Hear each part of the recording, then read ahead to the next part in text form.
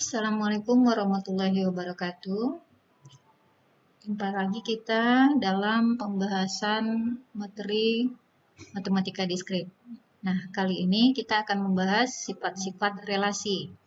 Nah, khusus di slide ini, saya mungkin akan menggabungkan ya beberapa materi relasi, sifat-sifat relasi ya. Tapi nanti dikombin dengan beberapa contoh yang mungkin bisa membantu untuk lebih memahami sifat-sifat relasi itu sendiri. Nah, sifat-sifat relasi ini nantinya akan terkait dengan materi mengenai partial ordering atau relasi pengurutan parsial, di mana relasi pengurutan parsial sering sekali nanti digunakan ketika kita membahas aljabar Boolean. Baik, kita masuk sifat-sifat relasi. Nah, di sini kita akan membahas 4 sifat relasi. Yang pertama adalah refleksif. Nah, sebuah relasi dikatakan refleksif jika untuk setiap anggota himpunan A pada relasi R, pasangan A, A merupakan anggota R. Ya, jadi refleksif di sini artinya setiap anggota itu berpasangan atau berelasi dengan dirinya sendiri. Nah, dalam bentuk matrik, relasi yang refleksif ini mempunyai keanggotaan satu pada diagonalnya. Ya, jadi di sini ya, ini contoh matriknya. Diagonalnya bernilai 1, sedangkan sisanya ini ya tidak harus 1 ya, bisa saja 0 atau 1. Nah, contoh relasi yang seperti apa yang refleksif? Relasi yang pertama adalah relasi habis membagi. Ya. Relasi habis membagi pada himpunan bilangan bulat positif akan bersifat refleksif. Ya. Karena setiap bilangan bulat positif selalu habis membagi dirinya sendiri. Jadi bilangan-bilangan ini berelasi dengan dirinya sendiri. Ya, sehingga bisa kita simpulkan bahwa relasi habis membagi bersifat refleksif. Nah, kemudian ada lagi relasi X lebih besar dari Y.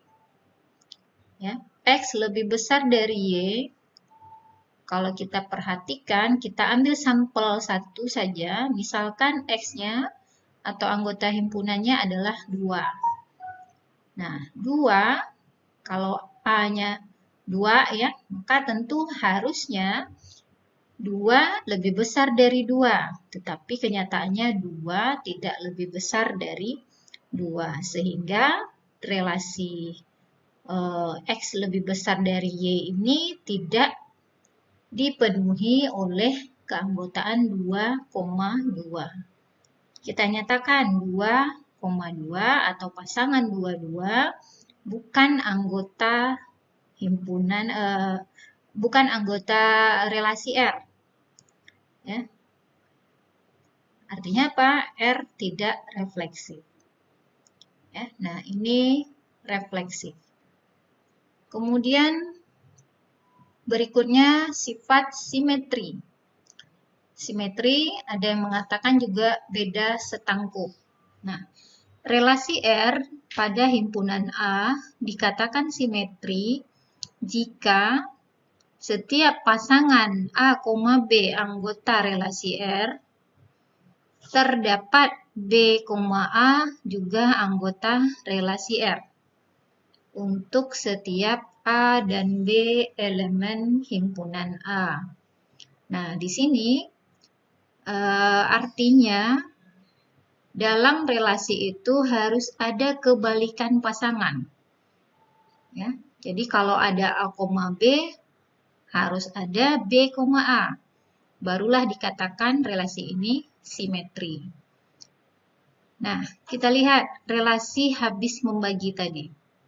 Relasi habis membagi pada bilangan bulat positif. Nah, jika A habis membagi B, maka akan simetri dia jika B juga habis membagi A. Nah, tetapi kita punya satu counter example atau contoh penyangkal. Misal A-nya adalah 2, B-nya 4. 2 habis membagi 4. Maka kita simpulkan 2,4 anggota relasi. Tetapi 4 tidak habis membagi 2. Sehingga 4,2 bukan anggota relasi. Nah, akibatnya apa? 24 anggota relasi, tetapi 42 bukan anggota relasi. Dapat kita simpulkan, relasi habis membagi ini tidak bersifat simetri. Ya, tidak simetri. Nah, dalam matrik, relasi yang simetri itu mempunyai nilai seperti dicerminkan ya. Jadi diagonal, ada diagonal yang merupakan sumbu pencerminnya. Di sini kalau satu elemen itu punya karakteristik atau bobot 1, bernilai 1, maka di seberangnya juga harus 1. Jika di sini 0, maka di seberangnya harus 0. Nah, di sini 24 ada, harusnya 42 juga ada di relasi. Tetapi faktanya tidak ada, sehingga dia tidak simetri. Ya, jadi untuk menunjukkan satu sifat itu tidak dipenuhi, cukup berikan satu contoh penyangkal atau counter example-nya.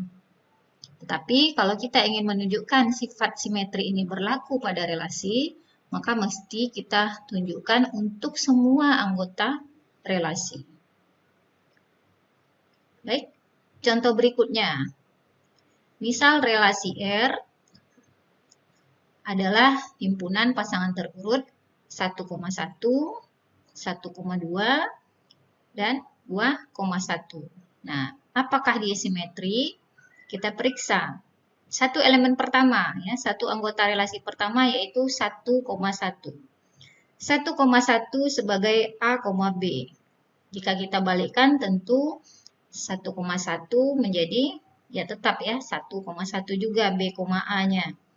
Artinya satu elemen ini sudah terpenuhi. Kita lanjut ke elemen berikutnya atau anggota relasi berikutnya yaitu 1,2.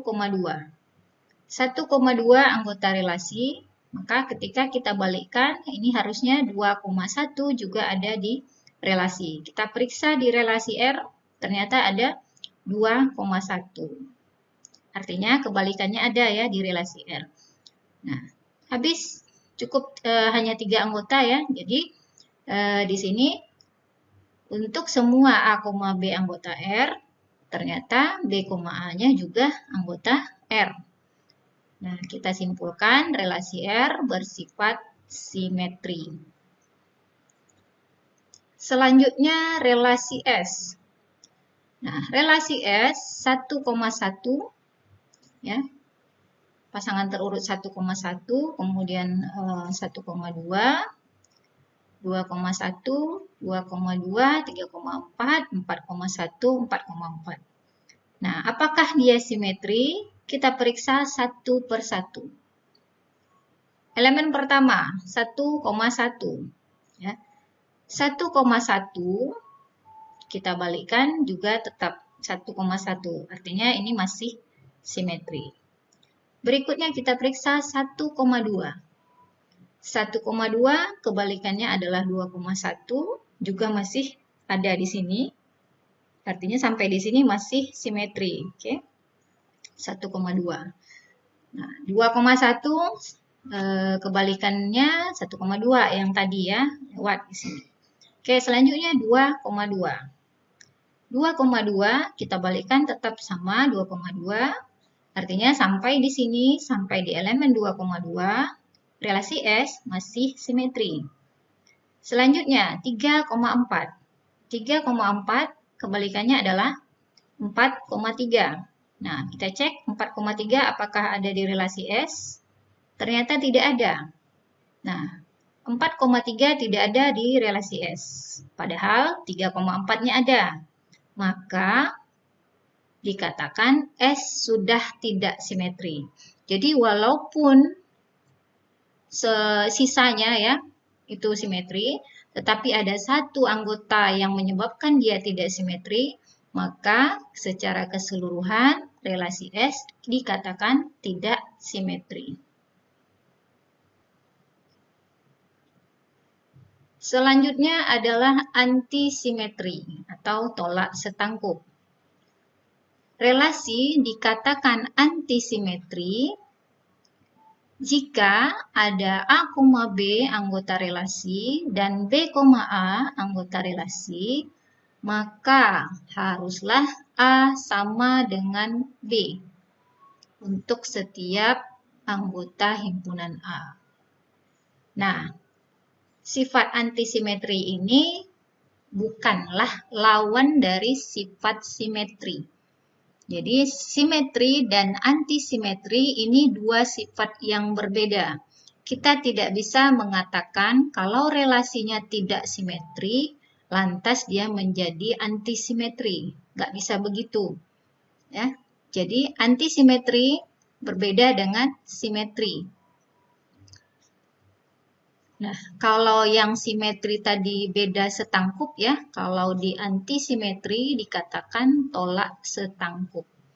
Nah, dalam matriknya seperti ini. Jadi kita punya diagonal, tetapi nilainya itu bukanlah pencerminan.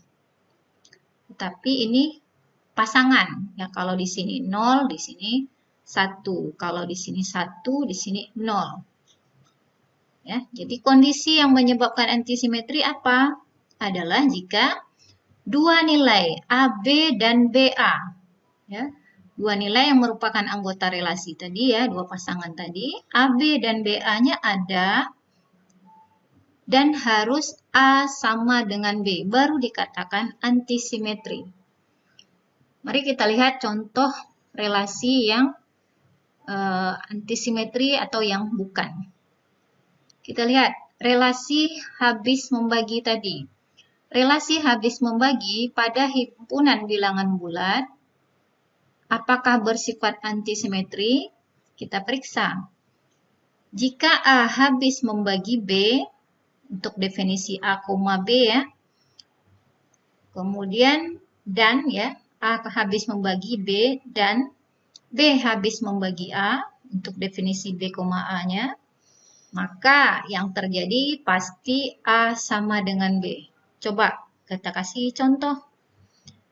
Yang mana yang A yang habis membagi B? Ya, misal nih, 4 habis membagi 4. Ya, itu A, B-nya. Kemudian kita balikkan. 4 juga habis membagi 4.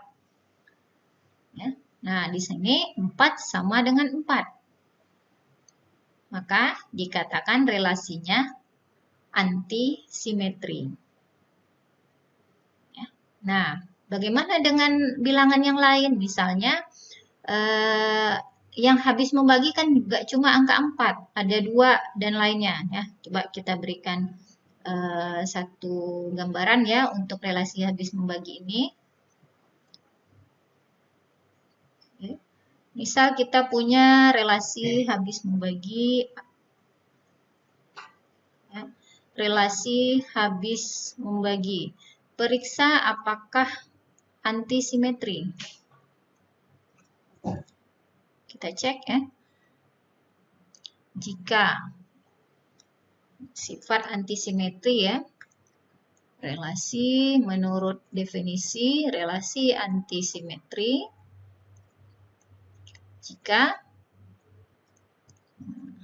A, B ada di relasi R dan ini harus diingat, artinya harus ada dua pasangan, ada pasangan ya. Oke. Maka A harus sama dengan B. Oke. Nah, relasi habis membagi contohnya kan nggak cuma 4,4. Misalnya 2 dan 4. Ya. Pasangan 2 dan 4 juga habis membagi. Tapi perlu kita ingat bahwa kalau 2,4 itu ada di relasi R, Ya, 2,4 ini sebagai AB. Ya. Ya, sebagai AB-nya. Kalau 2,4 ada relasi R, maka 4,2 apakah juga ada di relasi R? Kan ini pertanyaannya. 4 habis membagi 2? Tidak, 4 tidak habis membagi 2, maka 4,2 tidak ada di relasi R. Ya, kita beri tanda centang di keanggotaan. Artinya di sini apa? B, A-nya tidak tersedia. Nah, kalau AB-nya ada, tapi BA-nya tidak ada, apakah dia tetap antisimetri? Iya, ya, tetap antisimetri. Jadi, antisimetri di sini ya bisa kita simpulkan dalam dua kondisi. Yang pertama, sesuai definisi, jika A, B-nya ada dan B, A ya. Satu lagi, B, A-nya juga ada di relasi, maka A sama dengan B. Ya, ini sesuai definisi antisimetri yang pertama. Dan satu lagi kondisinya, relasi tetap antisimetri jika hanya ada A, B. Jika hanya ada A, B. Maka dia tetap antisimetri. Oke, jadi nah ini kondisi untuk antisimetri.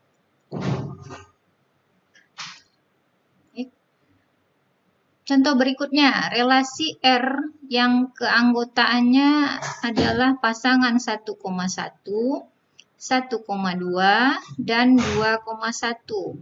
Apakah bersifat antisimetri? Nah, kita periksa.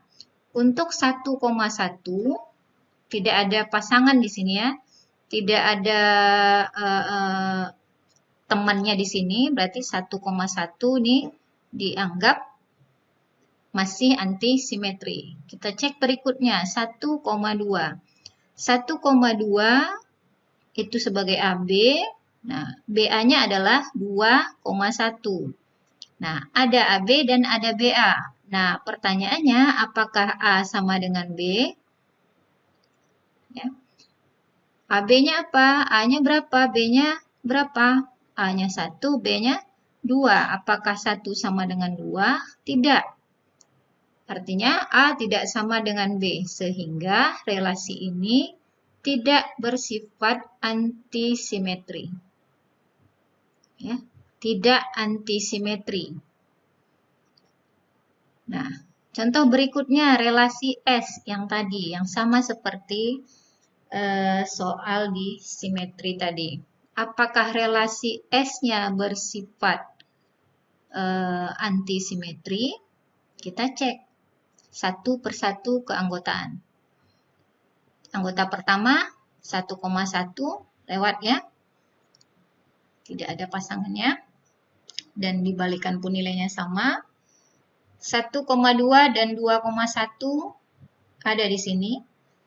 Ya. Kebalikannya ada 1,2, kebalikannya 2,1, tetapi 1 tidak sama dengan 2. Maka dikatakan tidak antisimetri. Nah, sampai di sini kita nggak perlu cek sisanya. Ya, sampai di 1,2 dan 2,1 dia sudah kita sudah ketahuan ya bahwa relasi S ini tidak antisimetri. Maka sisanya tidak perlu kita periksa. Nah, kita simpulkan bahwa relasi S bersifat tidak antisimetri atau tidak tolak setangkup. Nah, tadi sebelumnya relasi S juga tidak simetri. Nah, tidak simetri juga tidak antisimetri. Jadi dua sifat simetri dan antisimetri ini memang dua sifat yang berbeda. Ya. Nah, antisimetri beberapa buku juga menyebutkan sifatnya asimetri ya.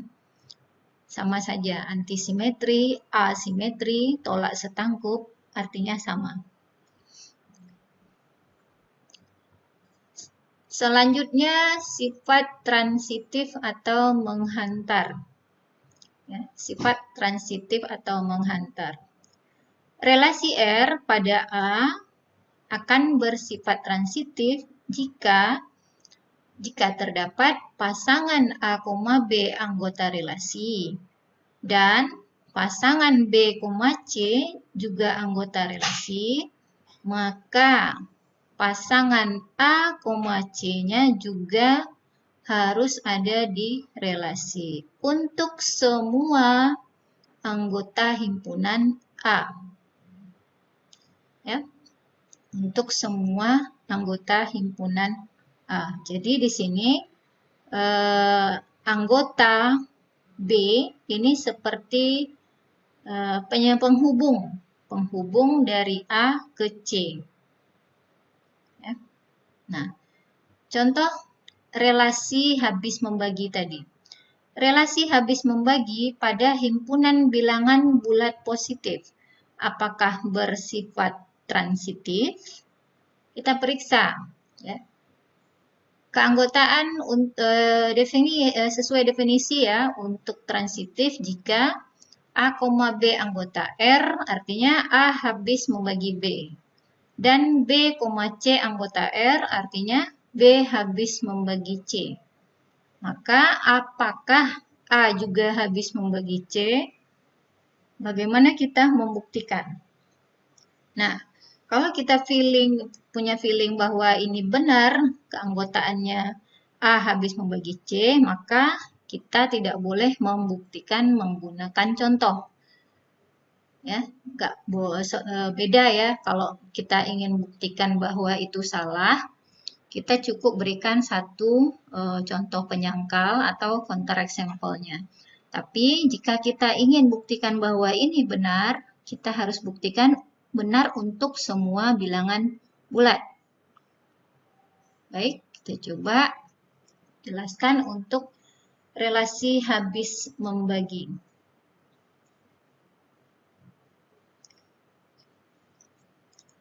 Relasi habis membagi, tapi di sini kita bahas mengenai sifat transitifnya. Relasi habis membagi. Oke. Transitif apa bukan? Nah, definisi transitif tadi jika terdapat ya, A, B anggota relasi dan B, C anggota relasi, maka A, C juga harus ada di relasi. Ya. A, C juga harus ada di relasi. Oke, untuk A, B anggota relasi artinya ini A habis membagi B. Ya, habis membagi B. Kemudian untuk B, C anggota relasi artinya B habis membagi C. Jika A habis membagi B, artinya ada bilangan yang merupakan hasil bagi dari B tadi. Ya, ada bilangan hasil baginya. Ya, A habis membagi B, artinya B per A ini menghasilkan satu bilangan. Anggaplah ini sebuah bilangan bulat M. Ya, jadi B per A sama dengan M, atau kita bisa tuliskan B sama dengan AM. Nah, B habis membagi C, artinya C per B sama dengan, anggaplah ini sebuah bilangan bulat N. Ya, maka kita bisa tuliskan C sama dengan BN. Nah, pertanyaannya, jika AB dan BC anggota relasi, apakah AC-nya anggota relasi? Jika iya, maka transitif. Jika tidak, berarti tidak transitif. membuktikan apakah AC anggota relasi, artinya kita ingin menunjukkan bahwa A habis membagi C. Ya. A habis membagi C. Bagaimana menunjukkan A habis membagi C? Tentu sama seperti prinsip pembagian sebelumnya ya. Kalau dia habis dibagi, artinya bisa kita tuliskan C per A itu sama dengan sebuah bilangan bulat yang merupakan hasil baginya. Anggaplah di sini K. Ya. K, nah ini kita coba menunjukkan bahwa hasil bagi ini adalah sebuah bilangan bulat. Nah, ini kalau kita buat apa ya? Kita sederhanakan persamaannya, ini C sama dengan A dikali K. Kita sudah dapat sebelumnya berdasarkan keanggotaan dua sebelumnya ya, bahwa C ini A ini sama dengan B sama dengan AM. Ya, atau A-nya sama dengan B per M. Ya. Kita buat A sama dengan B per M. Nah, sekarang kita coba ganti. Oke, C. Sini ya. C sama dengan A kali K. A tadi kita ganti dengan B per M kali K. Ya, kemudian C itu B per N, B kali N ya. C-nya dengan B kali N yang seperti pada relasi BC ya, di sini ya. Ini C sama dengan BN. Kita ganti ini dengan BN. Oke.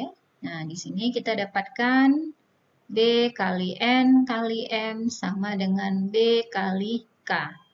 Nah, ada B sama B, bila kita coret tinggal N kali M sama dengan K. Nah, di sini kita sudah mendapatkan kesimpulan bahwa K ini adalah bilangan bulat. Ya. Karena tadi yang ingin kita tunjukkan, jika A habis membagi C, artinya kan ada sebuah hasil bagi yang merupakan K yang hasilnya adalah bilangan bulat.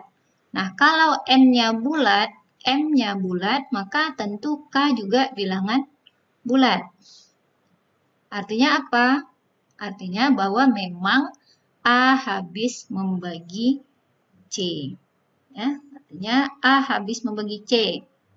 Dalam bentuk relasi A, C anggota relasi. Nah, setelah terbukti A, C-nya juga anggota relasi R, maka kita bisa simpulkan bahwa relasi R, relasi habis membagi ini bersifat transitif. Oke, nah ini bersifat transitif. Oke, nah bagaimana dengan relasi lainnya? Oke, mari kita lihat contoh berikutnya. Nah, relasi R sama dengan relasi yang pada sifat sebelumnya ya. Pasangan 1,1, 1,2, dan 2,1. Apakah bersifat transitif? Kita cek satu persatu anggota. Untuk 1,1 tentu AB-nya 1,1. BC-nya. Nah, kita lihat BC berarti 1 yang kedua merupakan B. Baik, kita coba tuliskan di sini biar lebih jelas ya. 1,1.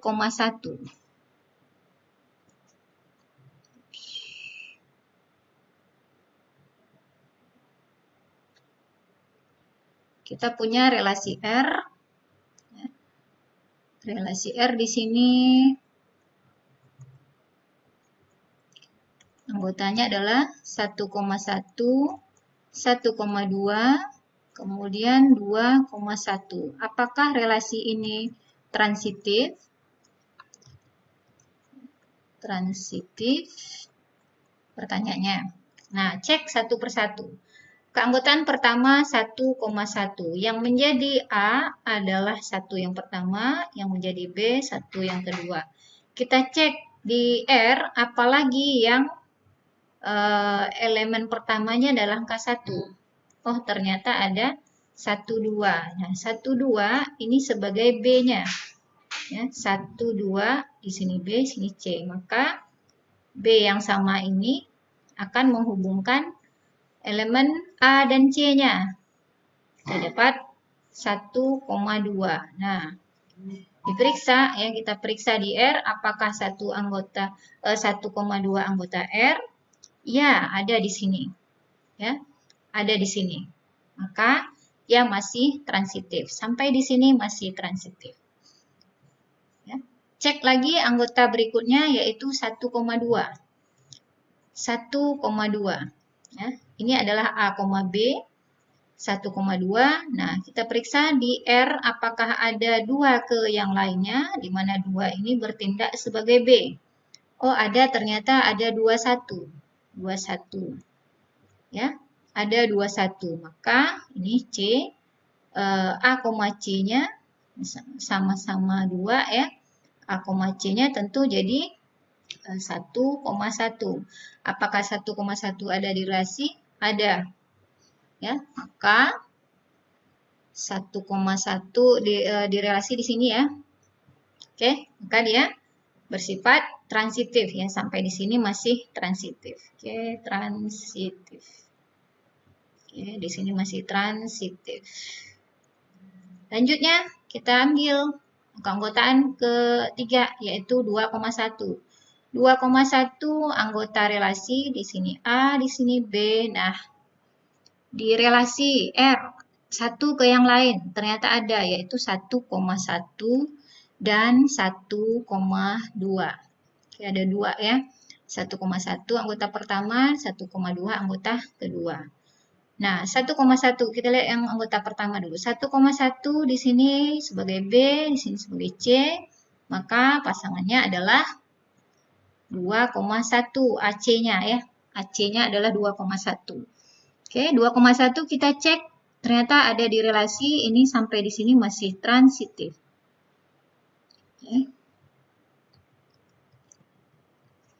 Sampai di sini masih transitif. Oke, kita lanjutkan ke pasangan berikutnya. B, C-nya 1,2. Maka AC-nya adalah 2,2. 2,2. Kita cek di relasi R apakah 2,2 ada di relasi R. Nah, ternyata tidak ada. 2,2 bukan anggota relasi R. Sehingga satu anggota ini, satu ketidakanggotaan ini menyebabkan keseluruhan relasi menjadi tidak transitif. Ya. Tidak transitif. Nah, ini definisi transitif. Jadi kalau misalnya relasinya berbentuk pasangan terurut, ya mesti kita periksa satu persatu anggotanya, apakah transitif atau tidak. Oke, nah relasi yang terakhir relasi S, nah ini relasinya bersifat tidak transitif. Nah, coba disimpulkan, cari sendiri ya, mengapa dia tidak transitif berdasarkan informasi yang sudah saya jelaskan sebelumnya. Baik, terima kasih, semoga video ini bisa membantu. Assalamualaikum warahmatullahi wabarakatuh.